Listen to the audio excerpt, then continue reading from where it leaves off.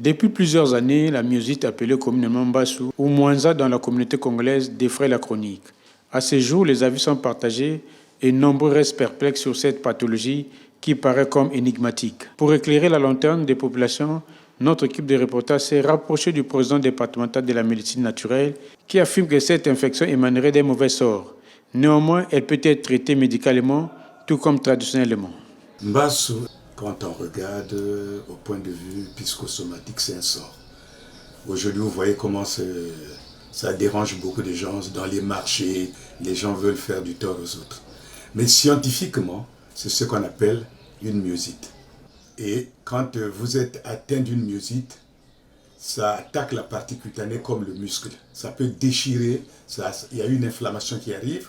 Vous allez constater si c'est au niveau de la jambe va grossir, va devenir rouge et ça va commencer à faire des fissures et un sointement va se faire.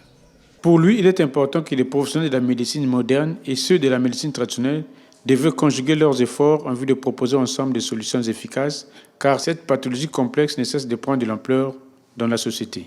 C'est une pathologie qui commence à prendre de l'ampleur. Moi qui vous parle, j'ai déjà tenté 3 cas de myosite ici, que j'ai réussi.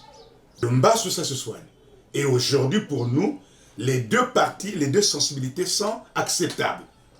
On peut traiter médicalement et on peut traiter aussi naturellement. Un patient guéri de cette pathologie qui a accepté de témoigner en anonyme n'a pas hésité d'évoquer les bienfaits de la médecine traditionnelle. J'ai souffert de ça.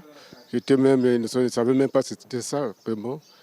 Les pieds étaient vraiment gonflés. Je ne portais même pas de sandales. Je n'arrivais même pas à porter des sandales. Avec le début du traitement, il y avait un peu de difficulté. Après 4 ou 5 jours, une semaine, vraiment, c'est bon. Traditionnellement.